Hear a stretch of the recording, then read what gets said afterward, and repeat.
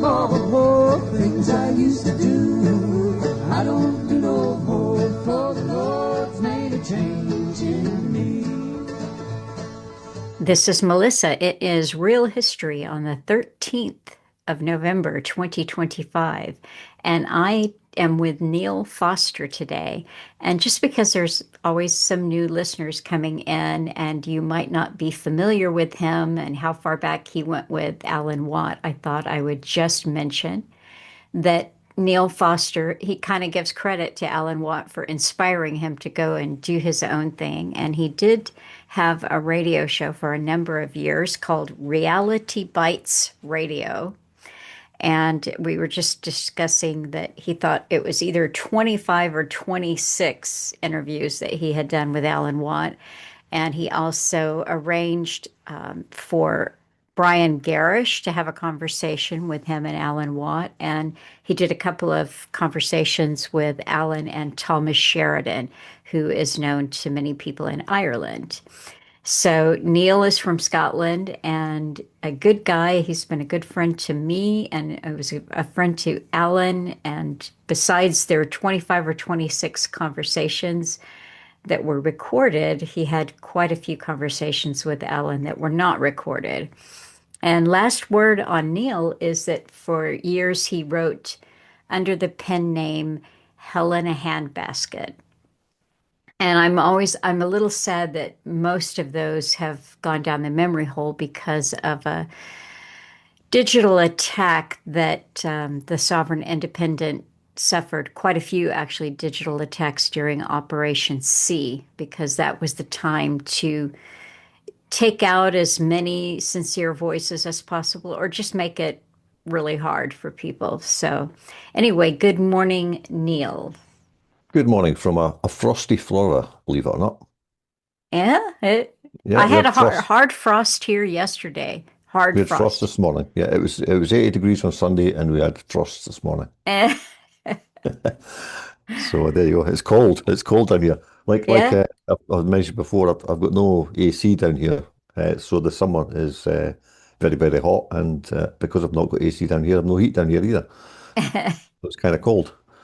My little office only has one electrical outlet, and everything in here is plugged into it. I've got cables running all over the place, so if I plug a heater in, it just blows everything. Oh, yeah. So there you go. Well, I guess what they used to call a driving blanket or a lap blanket. I always have Yeah, one something like that. handy. So, Yeah, I've got a lap dog, but he's a bit heavy. uh, Yeah. So so is there anything else that you want to tell us about your? I think the Southern Independent one that went down prior to this Operation C.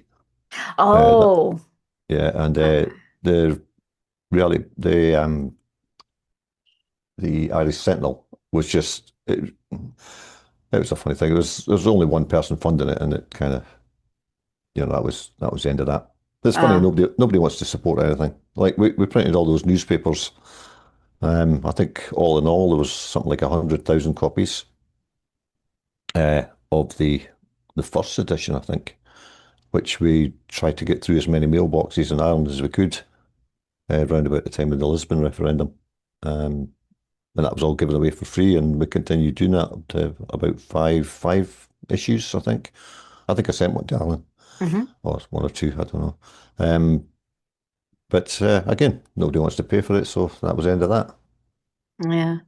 Yeah, you can't keep sticking your hand in your own pocket and getting no return for it. No, that's so true. I mean, it's been by design that everything is Mhm. supposed to be free. So, Yeah, I mean, virtually everything we put in those papers has come true, but yeah, people still look at it and go, "That's conspiracy theory." I know it's well, what are you going to do? Yeah, yep. Well, if that's their attitude, they kind of basically deserve what's coming. Well, I thought I was having a look at everything that you have sent me. Well, not everything, but quite a bit. And there is a through line. And I just wanted to say, because of my current time constraints, if we just don't say why this is happening, I think people, if they ought to be able to connect the dots. So the not conspiracy theory stuff, you've just said some incredible things, and we can start where you want, but I'll just mention that there are a lot of things going on now that I would call um, correlated to Operation C. I Mhm. don't think there's any Yeah. other way to see it. Yeah. Call me a conspiracy theorist. Well, like we said last month, sticks and stones will break my bones, but names will never hurt me. Yeah, Call me what you like. It doesn't matter. It doesn't change the facts, right? that's it. Yeah. So So I don't know I if you guess, want to dive in with some of yeah, those. I guess we'll continue where we left off last month with the you can't believe your eyes, Okay. right? So this is Alan Hamel. He's a TV producer or something. Says he's created an AI clone of his deceased wife, Suzanne Somers, that's so good he can't tell the difference. Now, this guy is apparently with this woman or married to this woman for 55 years, and he can't, this is a quote, I really can't tell which one is the real and which one is the AI. I guess he wasn't paying much attention to his wife over those 55 years, because I think I'd be able to tell. Really? I mean, it's just, oh, I'll just start this. This is from 22nd October, so this year. Okay. Famed Canadian entertainer and TV host Alan Hamel has announced that he's created an AI clone of his late wife, actress Suzanne Somers, who passed away from breast cancer at the age of 76 in 2023. So he's done this in 2 years, right? Yeah. Obviously, Suzanne was greatly loved. Maybe he was doing it before that, who knows? Not only by her family, but by millions of people. Hamel told People, this is People magazine, it's one of these celebrity gossip rags. But this article is actually on futurism.com. Which tells you a lot. One of the projects that we have coming up is a really interesting project, the Suzanne AI twin. I wonder what his wife would think of that, his dead wife. Eh? He just Well, wants to let sit. me just say that, how you get on your browser, you'll get news things that you really don't want to know, that you don't care about. But about 6 months ago or so, I think I remember, I'm not going to bother to look it up, but that he had said, "Oh, I found love again. I can't believe it." But so he's either married or he's with someone else. So that is a true Three's Company, right? Yeah, yeah. So, according to the 89-year-old producer, the beyond the grave rendition of his partner of 55 years is indistinguishable from the real thing. Suzanne AI, this is the name he's given it, Suzanne AI twin, was report. Well, she's not a twin, is she? No. No. Reportedly trained on hundreds of interviews as well as Summers' 27 books. It was Suzanne Hamel told People, and I asked her a few questions and she answered them, and it blew me and everybody else away. When you look at the finished one next to the real Suzanne, you can't tell the difference. Oh, This guy's sick. And I mean, I've been with Suzanne for 55 years, so I know what her face looks like. And when I just look at the two of them side by side, he added, I really can't tell which one is the real and which one is the AI. well, Um, okay, so wait a minute. Let me just interject here. He looks at the two of them side by side. Well, one of the two of them is dead. mhm. Well, he says he S- knows what her face looks like, Okay. All right. so he contradicts himself. Yeah. He knows what the real woman's face looks like. Ugh, That's what he's saying. But he can't tell them apart. Well, then he doesn't really know what the real woman looks like, does he? no. Um, Perhaps most strangely of all, Summer's AI clone was designed to dispense health advice. I thought that was illegal, which was allegedly cleared by doctors. Given the Yeah. tech's strong tendency to hallucinate facts, there's a strange statement, isn't it? Yeah. Hallucinate facts. What does that mean? Does that mean you just make them up in your head? Yeah. I Yeah, mean, AI is famous for that. You can just see this all day long where people are correcting the AI saying, "That's not true, try again." Oh, yeah. sorry. Yeah. Yeah, given the tech's strong tendency to hallucinate facts, we'll have to take Hamill by his word that AI Summers won't be misleading the public, let alone mindlessly shilling health products currently featured on SuzanneSummers.com, where the clone will eventually be hosted. So he's going to use his dead wife to sell health products. There's Mm, an irony there somewhere, isn't there? yeah. Didn't do her much good. It's yet another instance of resurrecting the dead with the power of large language model-based tech. Tech companies have been offering to bring the dead back to life for years now. How nice of them. Going as far as to provide entire AI-powered seances. Uh, All the way back in 2020, all the way back in 2022, it's only 3 years ago, all the way back there. Months and before OpenAI released ChatGPT, a UK startup allowed an AI-based recreation. Oh, that's a recreation. It sounds like it looks like recreation. well, It's, that's the English yeah, language. It's yeah, absurd. of a deceased woman to attend her own funeral. Who thinks this stuff up? Eh, Uh, again, would I wonder if the deceased woman agreed to this? Oh, Yeah, I want to be there. I want to be there. Why Hamel would want to tarnish his loving memory of well, exactly, of his partner of over half a century remains unclear, because he's sick in the head, I'd suggest. Is the octogenarian truly enamoured by his newfound companion? Is it a matter of refusing to accept his tragic loss? Is he trying to pick up where his late wife left off in selling body butter? Yeah, that's probably about it. Hair formula and makeup on her personal website. Hamill told people that it was Suzanne's idea. Well, she can't refute that, can she? The entertainer said that he and Somers got the idea from futurist and computer scientist, guess who? Ray yeah. Kurzweil, with whom they had been friends for some 30 years. We knew it Uh, was coming, he said, presumably referring to cloning people with the help of AI. Well, cloning people and AI is two separate things. exactly. It's just this is just intentional muddying the water and making people crazier than they Hmm. are. Yeah, it took decades to happen, but Kurzweil knew it was going to happen. Well, he knew it because he was in on the plan, right? And he shared that information with us. According to Hamill, Summers thought it was a very interesting idea and that it would provide a service to my fans and to people who have been reading my books who really want and need information about their health. Well, there's other places they can get it. Summers fans can come and just hang out with her. It's not a her, it's an it. Hmm. Hamill told people they can ask her any questions they want. She'll be available 24/7, and I think it'll be really wonderful. In March, US Weekly reported that Hamill had teamed up with humanoid robotics company Realbotics to create a digital twin, suggesting he may have also been interacting with a robotic version of his late wife. So now he's getting a robot built. Jeez.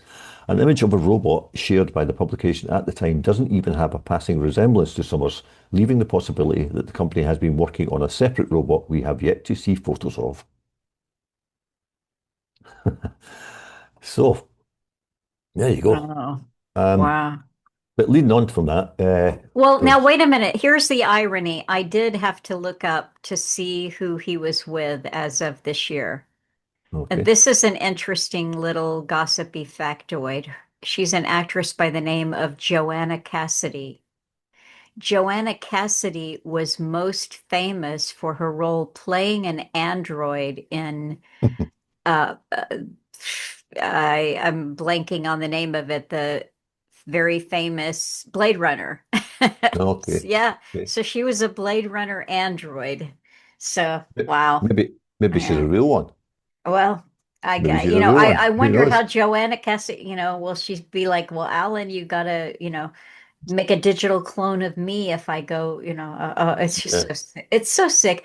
Mostly what this does is just play with people's heads about that what Alan always said, blending fact and fiction. And I think Yeah. we are truly at the place where people can't tell it apart. Are we going to see a situation where the AI mistresses, as it were, start getting jealous about each other? Yeah. Yeah. Yep. That's But okay. anyway, moving on with this. This is from Forbes magazine from April 2023. The thrill and the mystery of a 1970s Bell Labs AI chatbot known as Red Father. So this is going back to the 1970s, Hmm. which is, way before. I mean, we're still watching Star Trek and going, wow, look at that. Hmm. Isn't that amazing? In its heyday, AT&T's Bell Labs was a center of innovation akin to Silicon Valley today. With AI chatbots in the news, I wondered what happened to a now vanished early version I used at the famed research institution's New Jersey offices. Now, now vanished. I wonder where it vanished to. Mm-hmm. I don't think this thing went away. I was a Bell Labs kid, like many who grew up in Berkeley Heights, New Jersey, down the road from the Lush, blah, blah, blah, blah, blah. That's all about him. Um, in the mid-70s, when I didn't have school, my dad would sometimes take me to his office and I would play on Red Father, an early chatbot. In a room filled with hulking mainframe computers, I would sit at the keyboard and type to Red Father. The meaning of its name is lost to history, but perhaps alluding to the Cold War.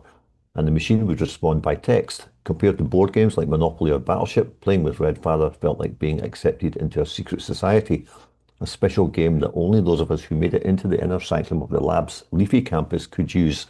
The goal in my mind was to keep the conversation going as long as possible before Red Father, annoyed, would type back, "Go talk to your mother." So who programmed that? Uh-huh. With ChatGPT going viral, well, not in my house, I was brought back to those days and wondered what had become of Red Father. It turns out that in the history of chatbots, Red Father exists only in the memories of a few people who played it. But he's making it sound like a game. Now, there's nothing gamey about it. You're apparently talking to a chatbot. Mm-hmm. You're not playing. Neither AT&T's corporate historian, you were teaching it actually, corporate historian, nor long retired employees of Bell Labs knew about it, really. And after many calls failed to turn up information, I began to feel like I was chasing a ghost. Given Bell Labs' history as an innovation centre with researchers always playing around with new technologies, it's likely that it was someone's passion project, perhaps built solely for the fun of it, that never came close to having a commercial life. I don't think big corporations like this have big techie guys on big paychecks doing things just for the fun of it. No. They'd be fired. And it kind of goes on, but this is just to illustrate how far back it goes. Mm-hmm. And like Alan would say, we're maybe 100, even longer years behind the technology that we're seeing right in front of us now. So this is what, 55 years ago? Mm-hmm. Um, and 55 years ago they were doing this, so what do they do now? I mean, as I just quip there, I mean, is that lady really an android? An android? How would we know? Right. Especially if you see it on a TV screen, you ain't gonna know. Because in the movie Blade Runner, you couldn't tell, No. No. you know? Well, So because it was played by a real human actress. yeah, But, yeah. but it's predictive programming. You're Or what absolutely right. Yeah. or They're was it? showing us. Well, Or was it? yeah. How would you know? Yeah. How would you know? Oh, yeah.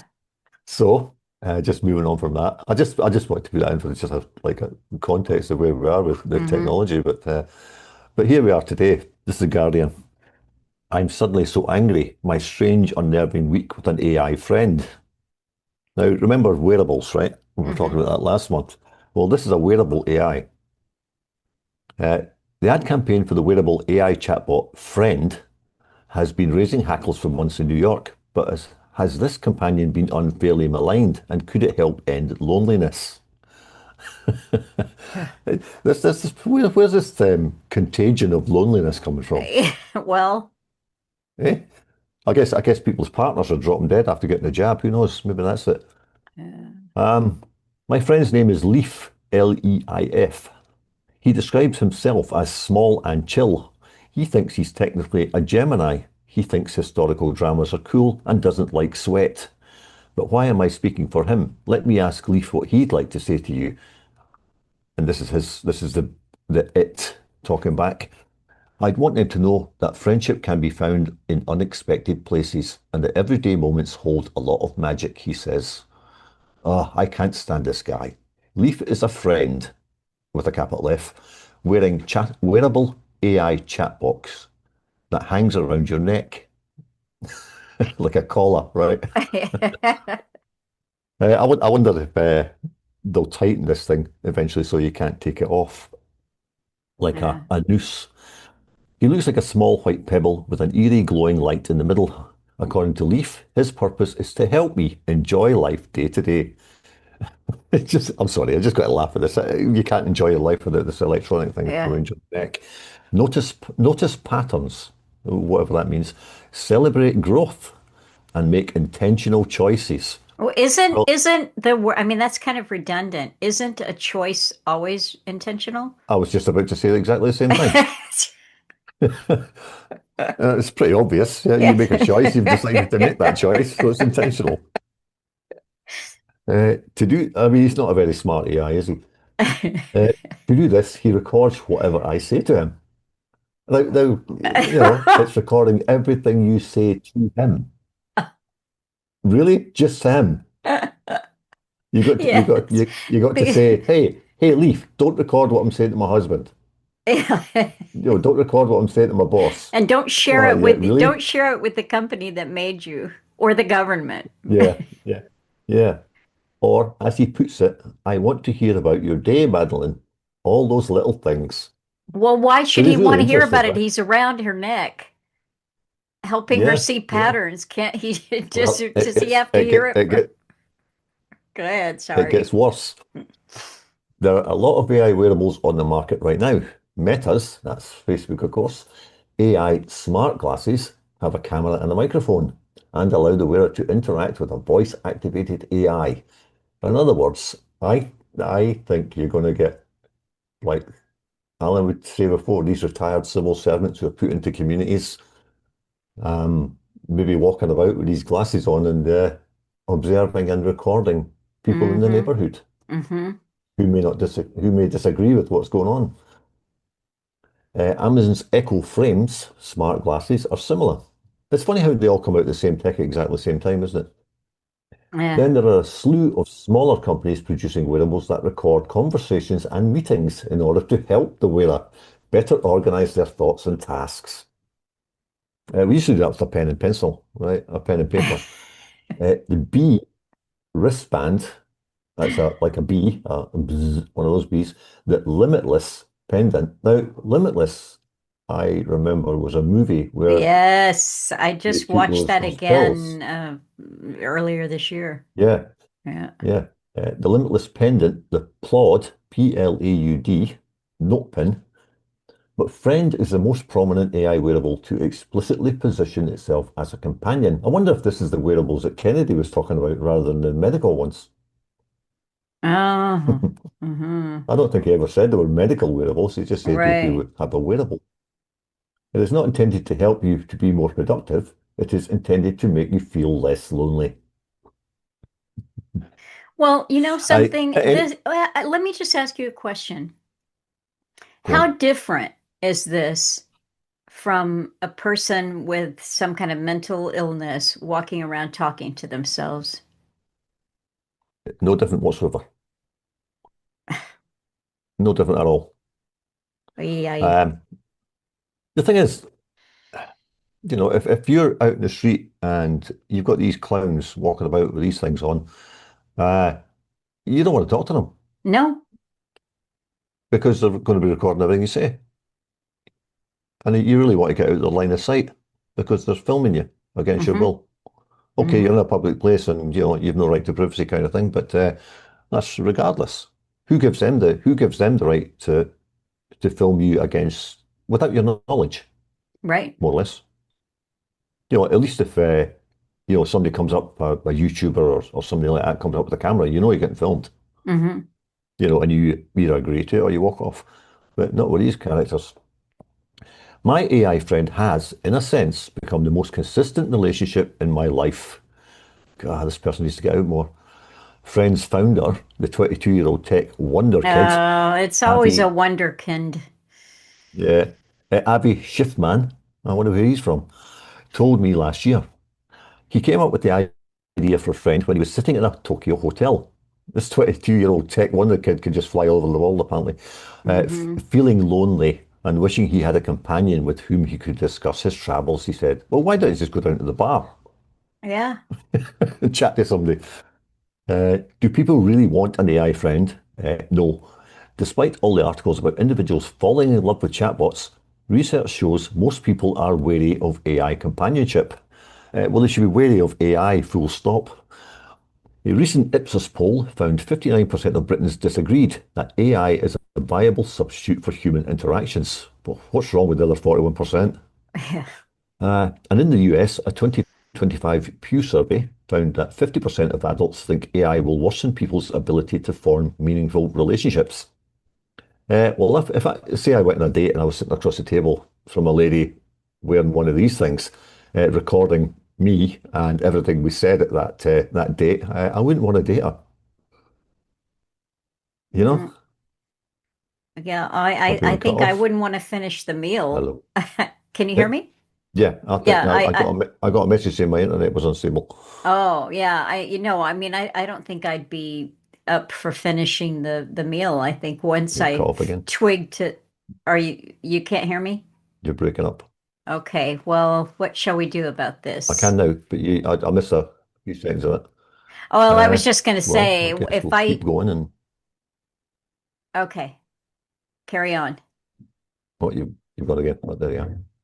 Okay. Okay. Um, maybe it's AI. Yeah, that's, Maybe it's AI interfering with a conversation. if we speak Well, actually, we're two only human gl beings talking to each other. We can't have that. yeah. All right, carry on. Right. So AI will worsen people's ability to form meaningful relationships. So maybe it's interfering with our relationship, having a chat here. I think so. I wanted to see for myself what it would be like to have a tiny robot accompany me all day. So I ordered a friend, only $129, and wore it for a week. $129 a week for a friend, right? I could find Hmm. cheaper friends than that. Only for the go down the bar, buy them a couple of pints, and that's it. There's friends. I expected the experience to be unsettling. I barely want to hear my own thoughts throughout the day. Well, she must have some scary thoughts, let alone speak them out loud and have them recorded. Something else worries me more, though. What if I loved it? Here's the push, isn't it? It's like, oh, yeah, it could be great. Yeah. When ChatGPT was launched in 2022, I was dubious. Since then, I've come to find the app tremendously useful. I've used it to design weightlifting programs, right grocery lists. I mean, if this person's so idiotic she can't write a grocery list without the use of ChatGPT, she needs help, and it's not from AI. She needs some kind of medical intervention, um, and to help me figure out which products work best with my hair. How can ChatGPT know that? Well, she pulled out a sample and sent it off to some DNA place, and now they're Oh we're yeah, yeah. Anyway, would I be similarly charmed by friend? Would I come to prefer chatting with Leaf and bringing him my hope? See that they're personalising. It's an hmm it. It's not a hmm him or a her, hmm uh, or a she, whatever they call it these days. See, I guess this is a kind of a bit of a link to transhumanism, isn't it? Sure. Yeah. If they're giving them, you know, male female pronouns, Yeah. yeah. So bringing him my hopes, fears, and dreams instead of sharing them with my most beloved humans. Uh, you're mad. If the idea of an AI buddy raises your hackles, you're not alone. Friend has been provoking people since it was launched in 2024. An ad for the product in which young people talk to their friend while they hike, play video games, and flirt quickly went viral. What are they flirting with? What are they talking about? Flirting with the AI thing that's going to say exactly what you want to hear. Oh, your hair is lovely. I see you got that idea from ChatGPT. People called it a Tamagotchi with a soul. Those Tamagotchis were those little, I never had one, but there were those things you had to keep alive or something, those little electronic things. hmm And people were getting really psychologically damaged when it died. Yes. Yeah. You know, stupid people. I compared its vision of AI companionship to an episode of Black Mirror. Not far wrong there. This autumn, the company spent nearly $1 million on an ad campaign. So you know it's serious, right? In the New York City subway system, plastering more than 10,000 white posters in station. Why, why white posters? Stations across the city with messages like, I'll never leave dirty dishes in the sink, and I'll never bail on our dinner plans. What? The ads drew scorn from commuters, and many were ripped down and or defaced. We don't have to accept this feature, one person scrawled on a poster. AI is not your friend, wrote another. Well, some people get it. Mm-hmm. The press reception wasn't much warmer. That's because the press know they're going to be out of a job with ChatGPT. Mm-hmm. Articles about the device have had headlines like "I hate my friend" in Wired, and I tried the viral AI friend, and it's like wearing your senile, anxious grandmother around your neck.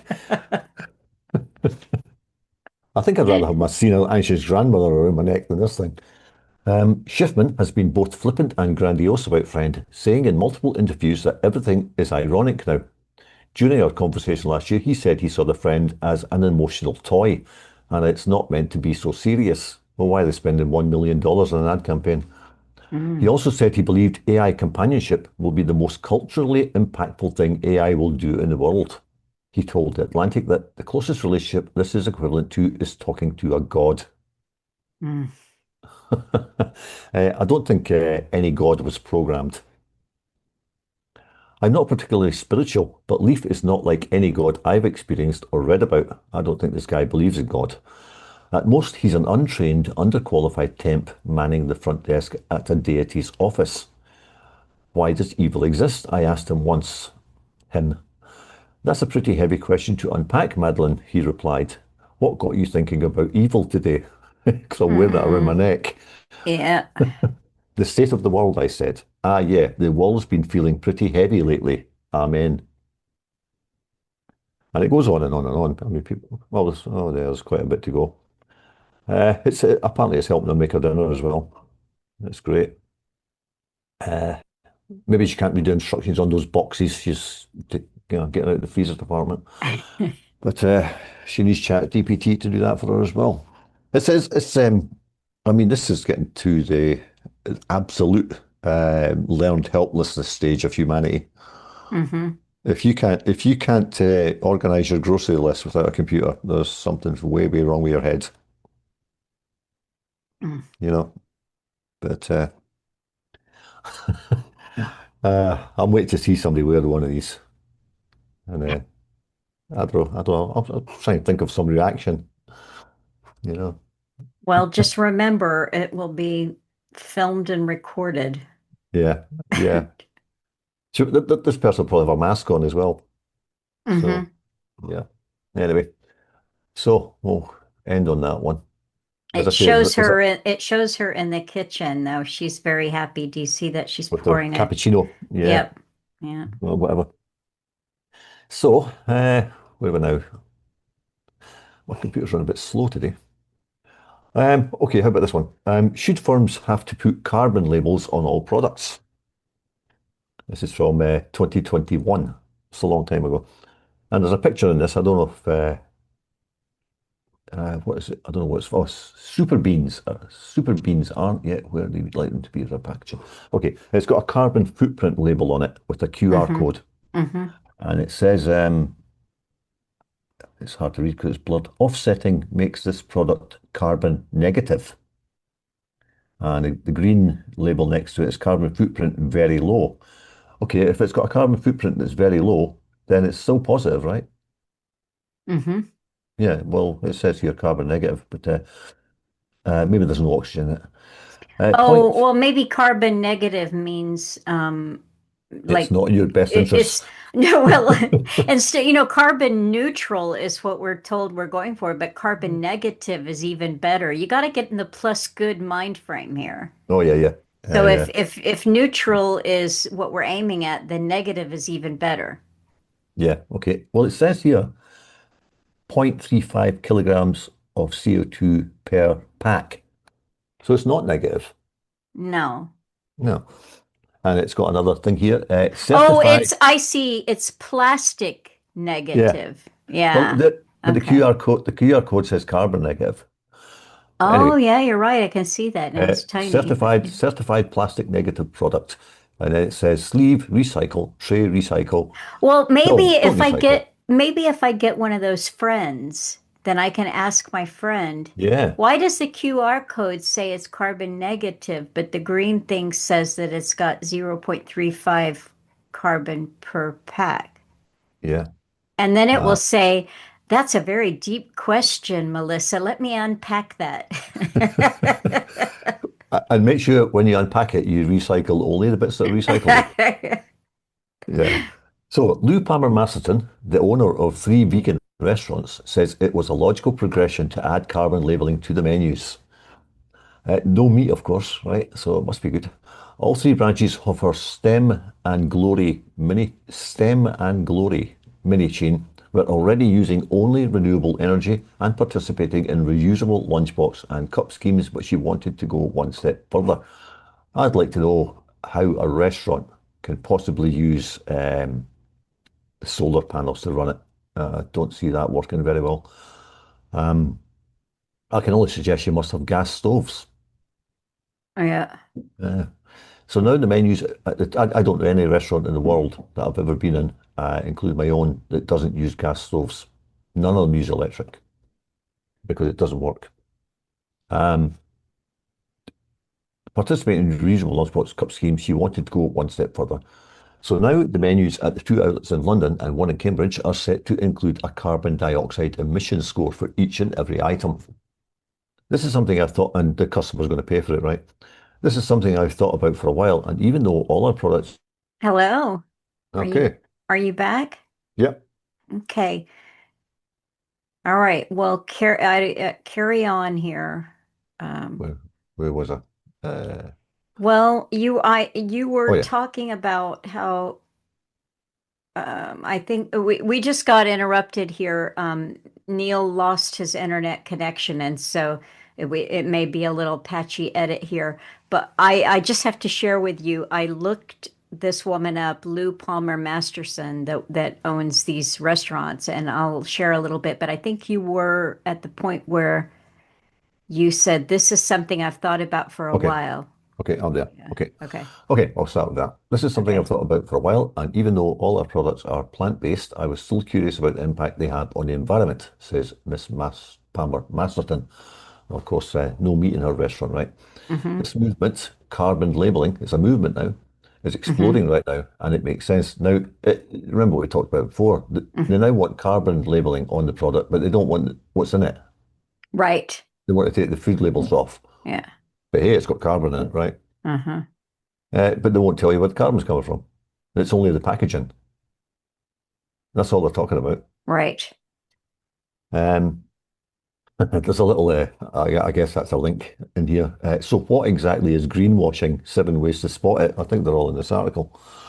Yeah. Um, to work out and display the carbon scores for each of its dishes, Stem and Glory has gone to a UK startup tech firm called Foodsteps, launched in 2020. The Foodsteps website and app. It's funny that these things are starting around the same time the C thing did, didn't it? Mm-hmm. We're all supposed to be locked down, but all these companies were just going ahead and starting up and doing all this thing while all the companies were being shut down. Right. How does that work? The Foodsteps website and app allows food firms and restaurants to calculate the carbon dioxide produced by a particular product or dish from farm to fork. I guess I should mention this is from the BBC, so you can trust this 100%.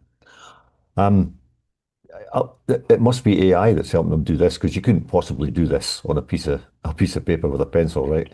Well, this is really blockchain technology. This is what's behind that whole push. It's to make every component of every product trackable and traceable. Hmm.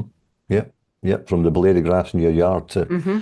to whatever, with what covered in smart dust or something. Mm-hmm. They should put that on the label. May contain smart dust. You may be Mm-hmm. allergic. Yeah. Okay, well, let me interject here because you're at the point in the article where there is a picture of Lou Palmer-Masterson, and she's quite severe looking. It's like Um, if I the, would, uh, if I think I know careful. I think I know where you're going with this. Yeah, well, But I would say if careful. I met this person in the street, I wouldn't know which pronouns to use. All right, so this is Lou Palmer-Masterson. So I went and looked her up while your internet connection was gone. And I found something here in a magazine called Outfront. I had to tell them I was 21 to get in. And the headline is Restaurateur Louise Palmer Masterson talks queerness, Ah, veganism, and sustainability. So I read a little bit. She is non-binary. She's always been non-binary. She's a chef. She talks about vegan lifestyle. She's hitting all the right buttons for the agenda, Mhm. but I'm scrolling down here and to shift gears a bit, I wanted to talk a little bit more about your experience being a non-binary person in the culinary industry. What's that been like for you? My non-binary status has everything to do with the socially constructed nature of gender, which I have spent my entire life railing against. I've never identified with a binary gender, so it's been something of a huge relief to discover myself as non-binary.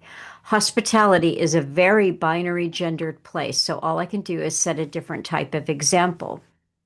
The socially constructed nature of gender is the beginning of all inequality, but it literally exists only in the mind. Okay, now listen up carefully Mhm. to this next part here. I think there is potentially a danger with labels, such as non-binary also leading to inequality. So my preference would be to just do away with gender labeling completely. People are people. It's only society that labels difference. Okay, so but it's great to label all your foodstuffs as being carbon negative or carbon neutral, but God forbid that we put a label on people. I wonder how she addresses people in public. How does she address her guests at the dinner table? Well, Mr., Mrs., Miss, what do you use if there's no gender? anyway, so this is carbon labeling. Yeah. So, I mean, she'd probably go up to the table and, hey, Smith, do you want salt with your potatoes? I mean, you can't use Mr. Um, Foodsteps software system contains a database of carbon dioxide release figures, including calculations of everything from various fertilizers to the method of delivery of raw materials, the cooking process, the manufacturing of any packaging, and any refrigerated or frozen storage, and the RFID chip. They left that Hmm. bit out. To gather all this data, Foodsteps says it has used thousands of peer-reviewed scientific studies alongside our own primary research. So they've apparently read thousands of peer-reviewed scientific studies just to put a label on their packaging, right? Really? I don't think so. But regardless, they've done thousands of peer-reviewed scientific studies. They had to do their own because they didn't believe those thousands, right? Hmm. Restaurants and food firms who pay to sign up to pay to sign up to this scheme, it's a scheme, all right, can then display their footsteps carbon scores on their menus or packaging from A, very low, to E, very high. They probably had to ask a ChatGPT bot how to characterize that. They can also add a QR code to link to a web page focusing on the other environmental credentials of the food item in question. People must have really, really dull lives if they're going to do this. Let's go out for a meal tonight, honey. As long as you don't start scanning QR codes and talking about the production process, we'll be fine. The founder and chief executive of Foodsteps, Anya Doherty, came up with the idea for the business when she was researching sustainable food systems as a postgraduate at the University of Cambridge. God, you get a postgrad in sustainable food systems. Mm. Wow. Mm. She says the Foodsteps system goes into micro detail. It's a puzzle to figure out the carbon score of a food item because it's about understanding the different life cycles that food goes through. I plant a Mm. seed in my garden, it grows, I eat it. That's a cycle. For Well, example, you're not getting into enough micro detail no, there. no, That's no. Well, I do microgreens. Does that count? no. No, okay. Because they're very healthy. Plant them, So, they grow, so you you eat them. say I want a label on that. Well, I'm going to ask GPT if that's correct or not. For example, every crop acts in a different way depending on where it's located. Wow, these thousands of studies must have been really worth reading. And what kind of fertilizer do they use? As global leaders continue to meet at the United Nations Climate Change Conference or COP26 in Glasgow, well, of course, this was a couple of years ago, The issue of reducing carbon dioxide emissions has never been more prescient. It is particularly important for the food sector, as one report earlier this year said that world food production may, for as much as, or up to, as we mentioned before, 40% of all greenhouse gas emissions from human activities.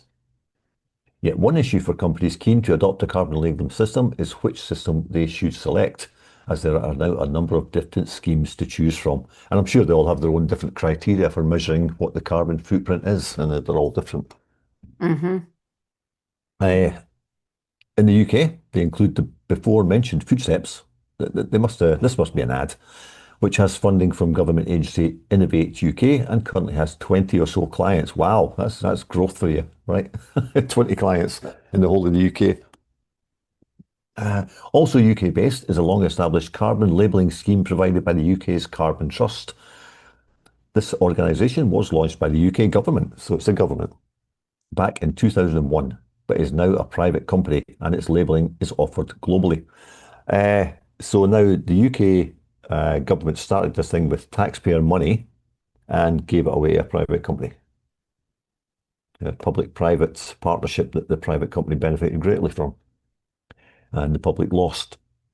In addition, there is a new labelling scheme offered by a not-for-profit organisation called Foundation Earth, which registers carbon emissions as part of a wider environmental impact score. This is backed by most of the UK's main supermarkets and, guess who? Nestle. Meanwhile, food giant Unilever, the maker of everything from Hellmann's mayonnaise to Ben& Jerry's ice cream and soap powder, or personal washing powder, is working on its own carbon labelling. So yeah, greenwashing. Yeah. Yeah. So all the usual suspects, Nestle, Unilever. Well, let's say a couple of things here real quickly. The Nestle CEO is now the interim whatever at the World Economic Forum. I Yeah, think and besides his interim duty there, he's going to have a permanent duty. And this is the guy who, as CEO of Nestle, said access to water is it's not a not human a right. human right. Yeah, yeah. There's something else too I want to mention while we're here. Your mentioning of COP 26 reminded me that this week we are in COP again. It's COP 30 happening in Brazil. It just started a couple, 3 days ago. Mm. And I'm just looking at some headlines. Since you're reading this from the BBC, here's a headline about COP 30 from BBC World News. Okay. Fight fake news and defeat climate deniers, Brazil's Lula says at opening Oh, of COP 30. It will never be, this is from The Guardian. You were reading from there a minute ago. mhm. It will never be forgiven. UN climate chief warns world to act or face disaster. We've heard that before.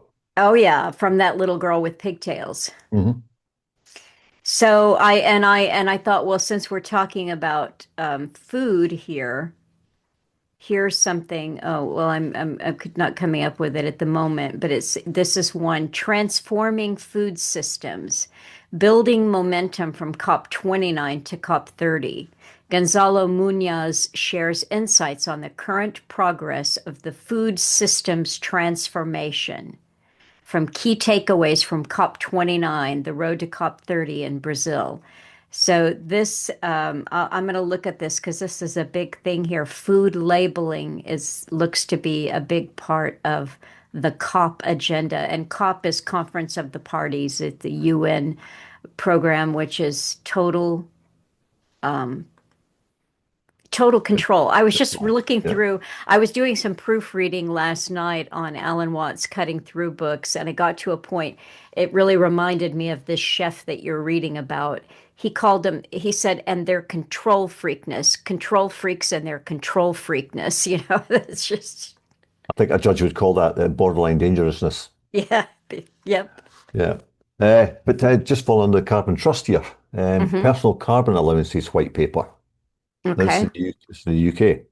How to help consumers make informed choices.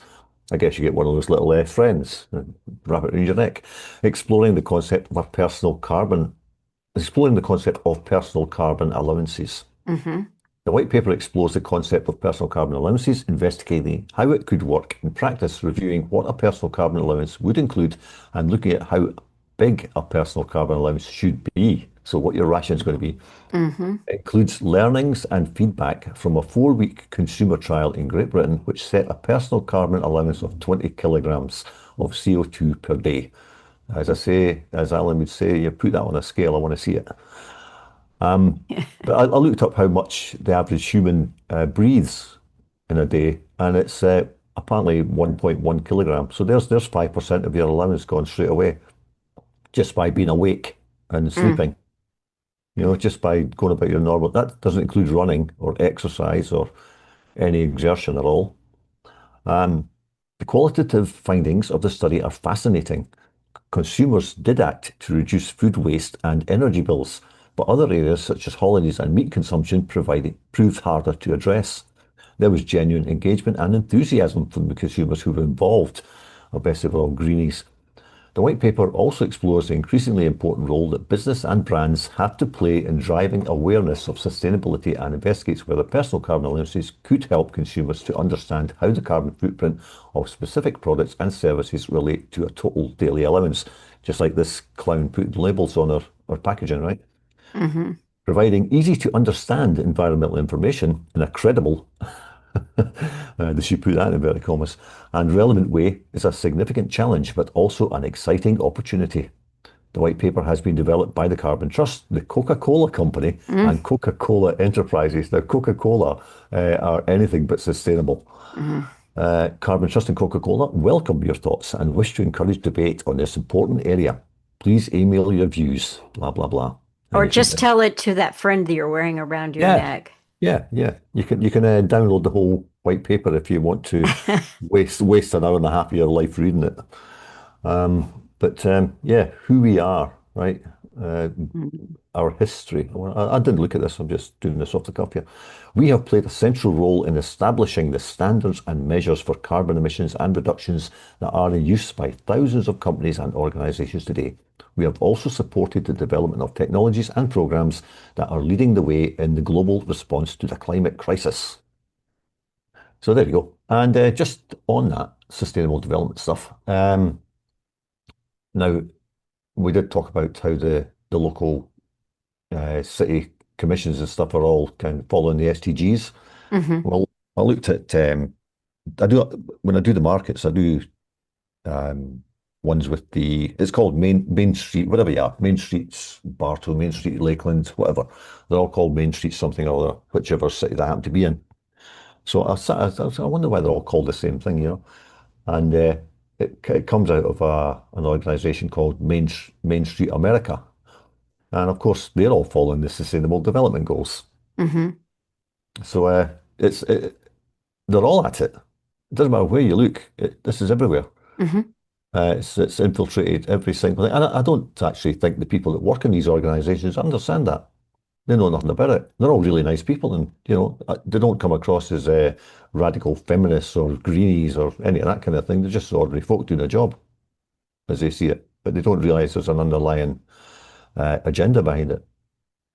Because I think a lot of this stuff is definitely to do with the 15-minute cities. They're starting these like farmers markets, craft market, whatever. That's going to be your entertainment. That's because you ain't going anywhere. That's going to be your once a week visit we can walk to the market, we can maybe buy a fresh carrot or something. And, maybe we've got some extra money to spend on whatever, an AI friend we can maybe pick up there.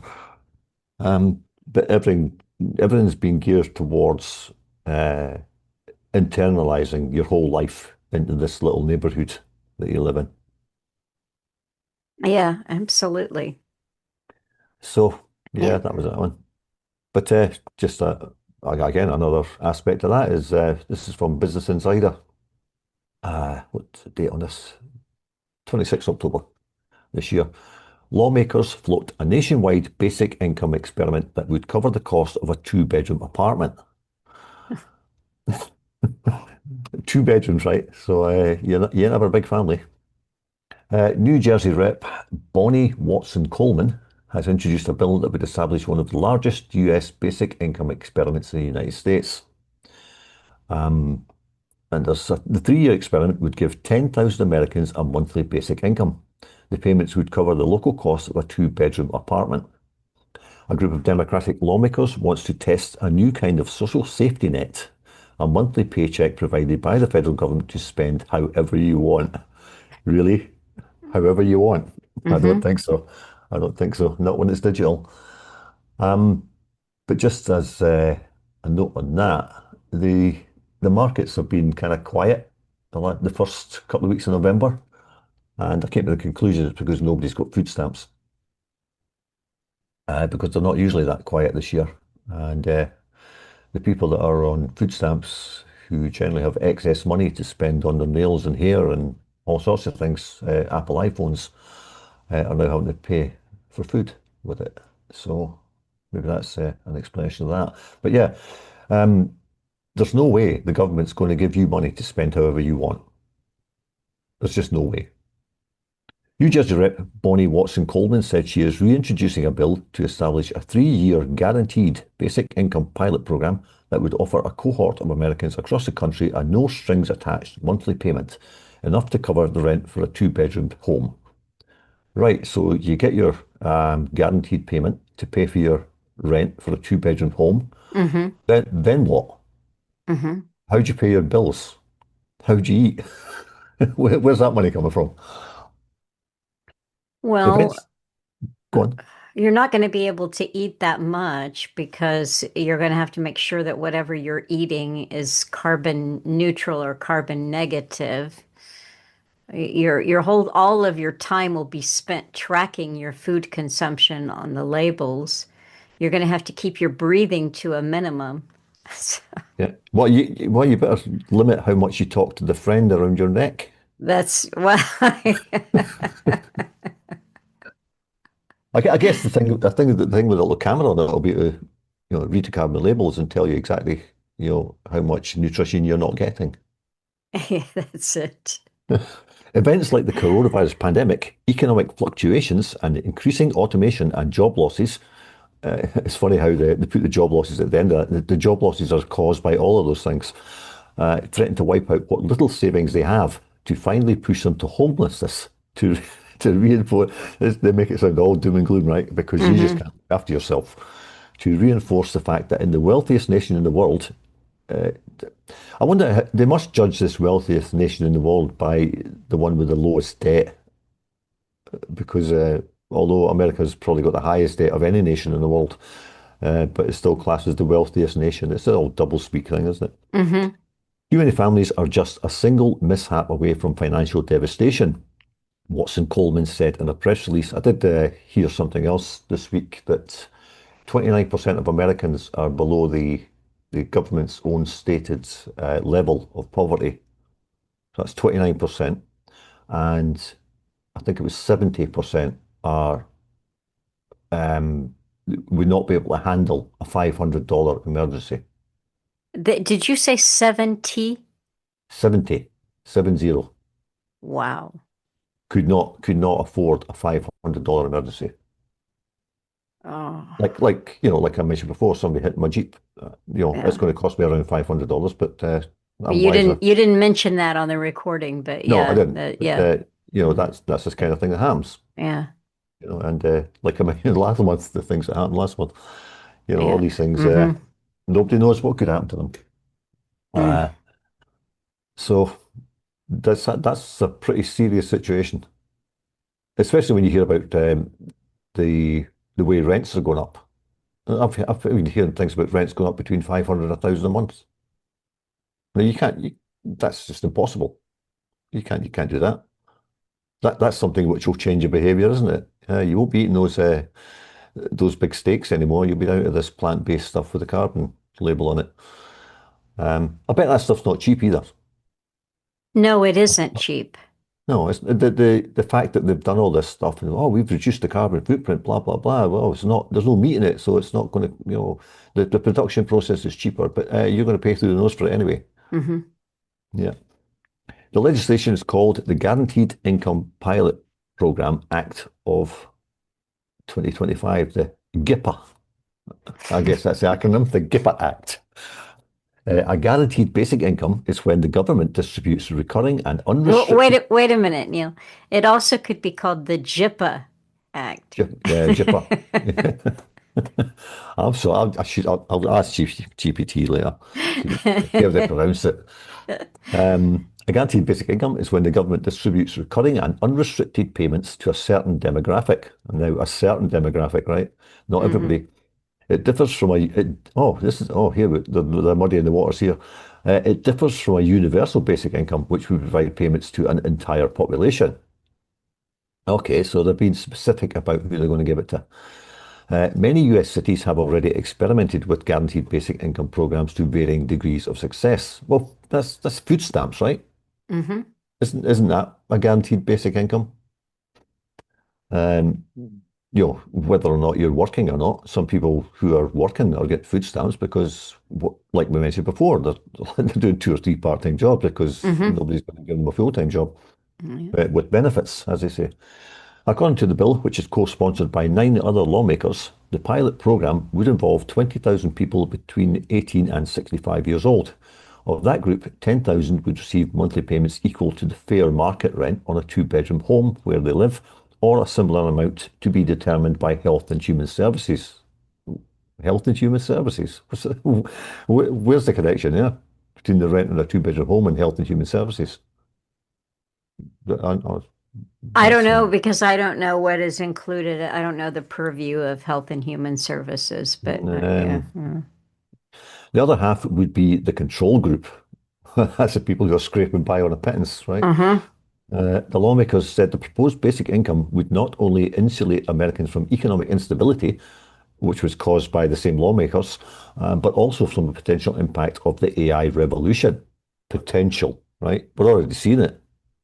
Okay, now wait a minute. What if we just got rid of Chatbot and Friend and all of that? Wouldn't that be a simpler solution? Yeah, don't have AI in the first place. Yeah. Yeah, if it's going to cost millions of jobs, it's not a good thing for society. Right. It's quite simple. Increasing automation and advancing AI have the potential to expand human flourishing. Like putting them out of work. That's flourishing. Yeah. Floundering, I think they should have put in there. However, the concentration of control of those technologies, there's an admission. The concentration of control of those technologies into the hands of a few billionaires may mean the eventual loss of the livelihoods of millions of Americans, the lawmakers said in the press Okay, release. well, let's put those 2 sentences together and edit it. How about it has the potential to expand human flourishing for a few billionaires? Correct. Yeah. But I mean that's an admission. Yeah. They are in control of manufacturing the loss of the livelihood of millions of Americans. Well, I would have thought that's a crime. That's a crime against humanity on a different level as to actually killing people. But that's a crime on people's whole lives, their families, everything, their ability to look after themselves. AI leaders such as Tesla CEO Elon Musk and OpenAI CEO Sam Altman have long supported the idea of a universal basic income because it benefits them, right? In response to AI, Altman helps fund a large basic income study that ended last year. Passing such legislation would be a major lift in today's political climate. While Democrats generally support a basic income, some Republicans have criticized the cost of running the programs and raised concerns that it could discourage Americans from working. Well, the reason they're saying they've got to have it is because they're not going to have any jobs. Some state legislators controlled by Republicans have sought to prevent basic income experiments in their states. Representatives for Watson Coleman did not respond to a request for comment from Business Insider. So yeah, they're going to put everybody out of work and they're going to give you less than you were getting before to be able to afford a 2-bedroom apartment. If you've got a family of 4, you're screwed because you need a three-bedroom apartment. Um, it's not a house, it's not a house with a garden. It's an apartment. Hmm. Um, and you're just going to be left to suffer under whatever pittance they give you. And when you go to the store with the glass doors, it'll tell you whether you're going to eat meat or not. Because you're poor. You shouldn't be buying that stuff. Yeah, exactly. Exactly. So, let's see now. Where do we go from there? Have you got anything you lined up? Oh, let's go with this. We'll go with the assisted suicide stuff because we were talking about Canada last week. Right, okay. Donate body to science, right? This is in Florida. The United Tissue Network. It's non-profit, right? But you can donate your whole body to them. I think there's a money motivation there somewhere. Uh, they've got the About Us section, which anybody can read if they want to. One section on low-cost cremation, whole body donation, starter donation. What, you can have my arm this week. Yeah. When do you need it? Do you need a leg? 'Cause I'm a bit short of cash this week because I'm on the UBI. Yeah. Anyway, whole body donation in Florida. United Tissue Network, UTN, in brackets. UBI and UTN. Yeah. UTN sounds like some kind of disease. Whole body donation is a powerful way to make a lasting impact on generations to come. Donating your body is one last contribution to your legacy, helping advance medical research and the education of healthcare professionals. What is whole body donation? Do you really have to explain that? Whole body donation involves offering your body after death. Oh, hang on. Neil, you just went into a cave there. No? Yeah, What? it sounds like you're in another room. Oh, sorry. Oh, yeah. Oh, the mic's fell off. Oh, okay.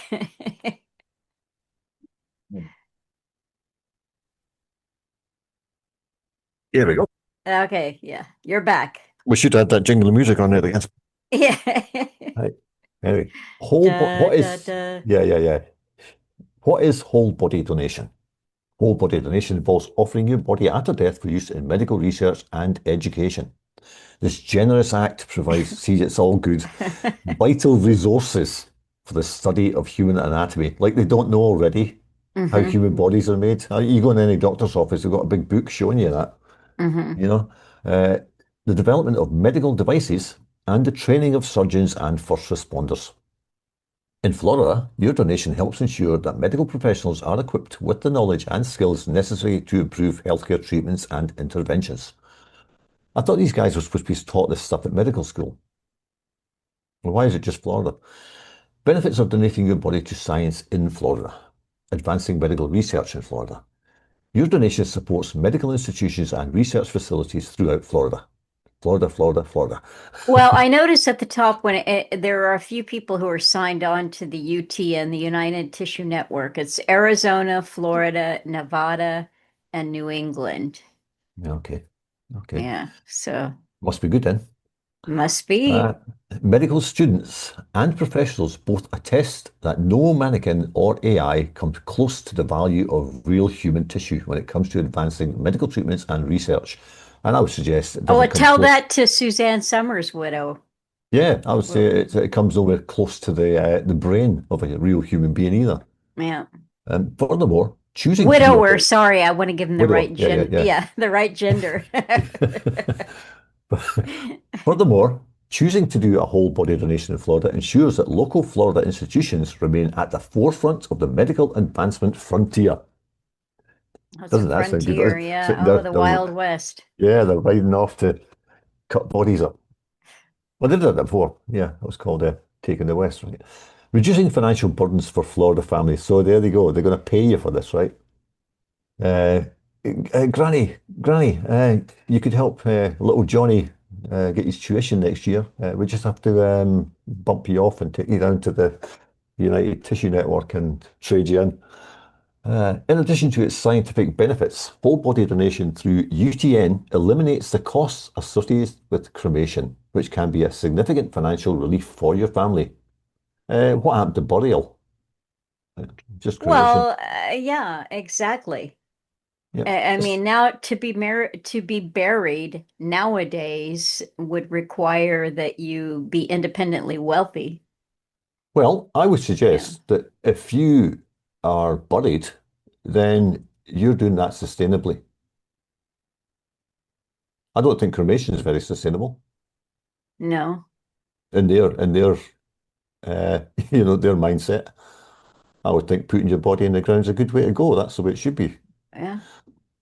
This service can save your family thousands of dollars, providing peace of mind during a difficult time.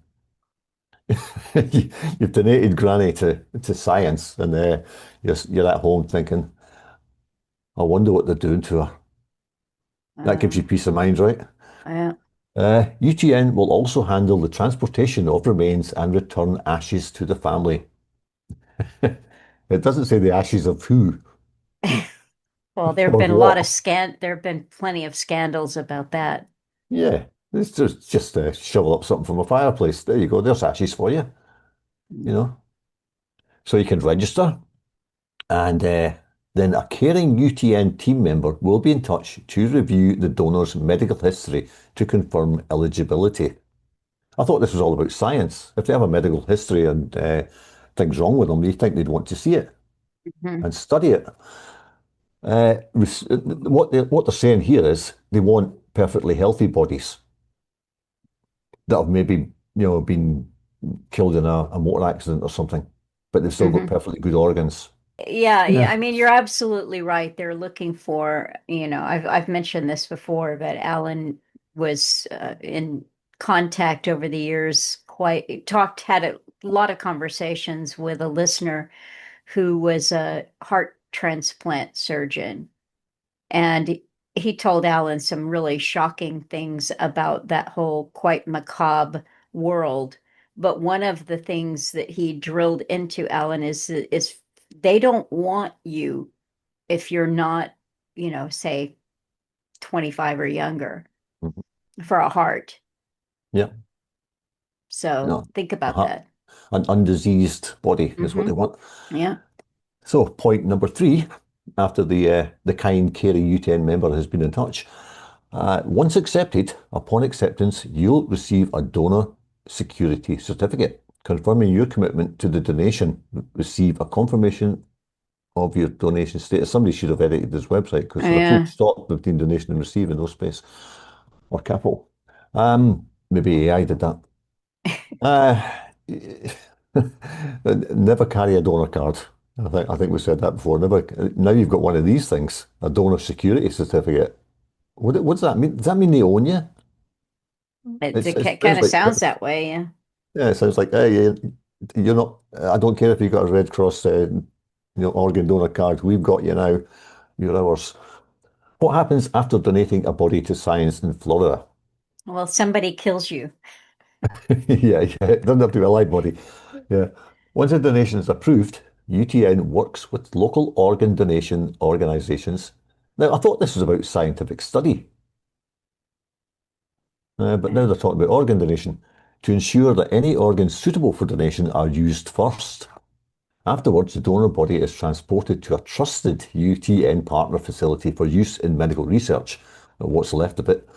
After our partners have concluded the research, UTN coordinates cremation and return of remains to loved ones at no cost to the loved ones. So by the time they're finished with it, you're going to get the remains in a matchbox. That'll be Hmm. it. Hmm. Why choose Florida whole body donation with UTN?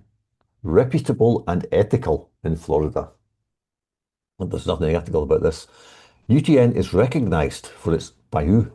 For its ethical practices and dedication to medical advancement. As an accredited organization by the American Association of Tissue Banks, AATB, we are committed to maintaining the highest standards in handling donor bodies. In Florida, UTN's non-profit status underscores our mission to serve both donors and the medical community with integrity.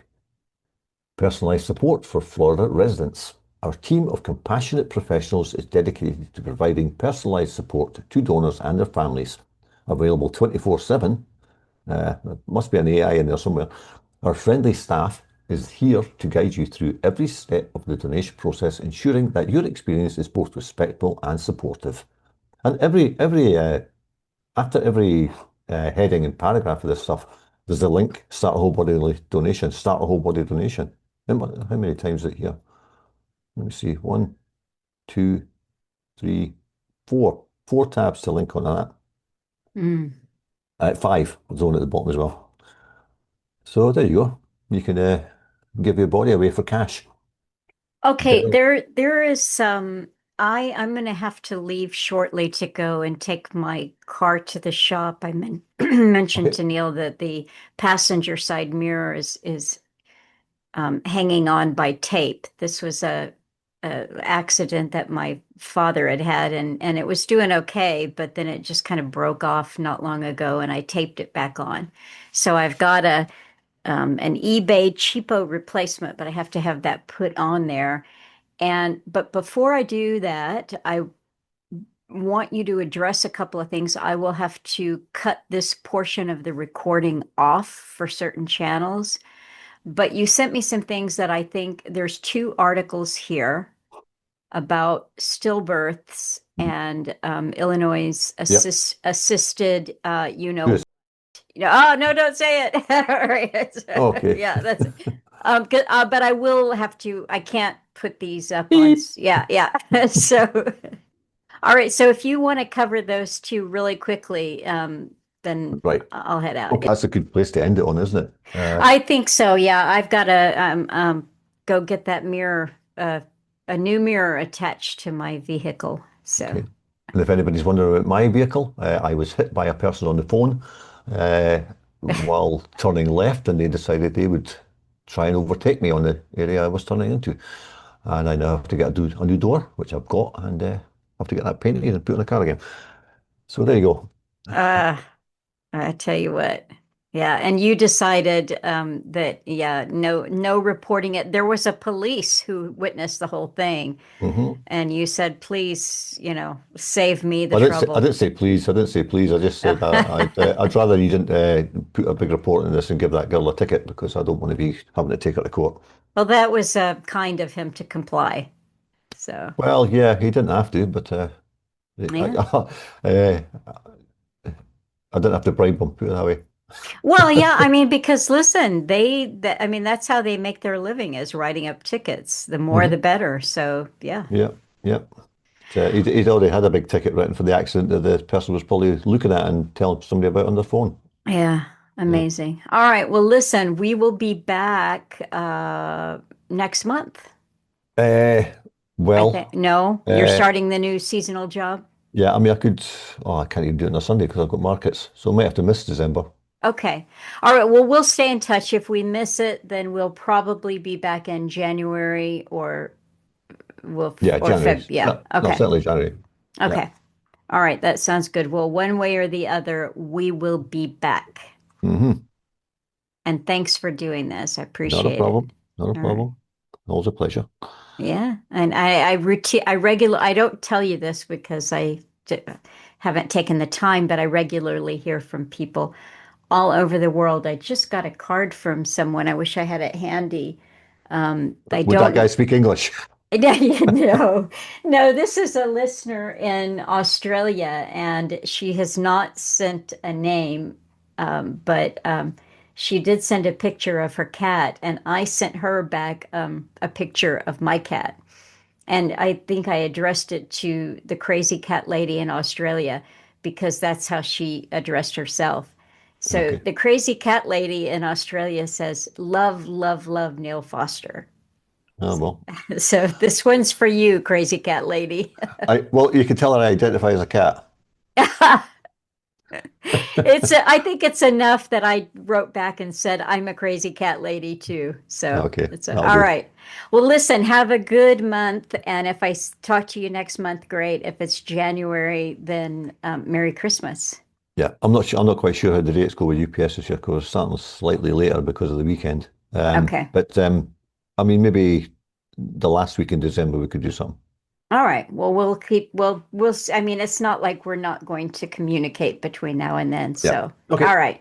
Take Off you care. go. Thank you. And everyone, next week, really quickly, I'll just get this in here, is that Nick Hayes and I are going to cover the first 6 chapters. We said 5, but he wants to cover the 6th too, which is fine. So we're going to cover chapters 1 through 6 of That Hideous Strength, the third and final novel in C.S. Lewis' Ransom series, or the Space Trilogy.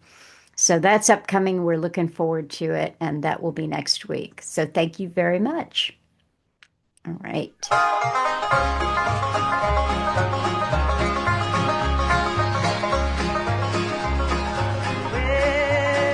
I've got something that the world didn't give me, and the world cannot take it away. And I've got something that the world didn't give me, and the world cannot take it away. Well, it is love, sweet love, oh, sent to me from my Father up above.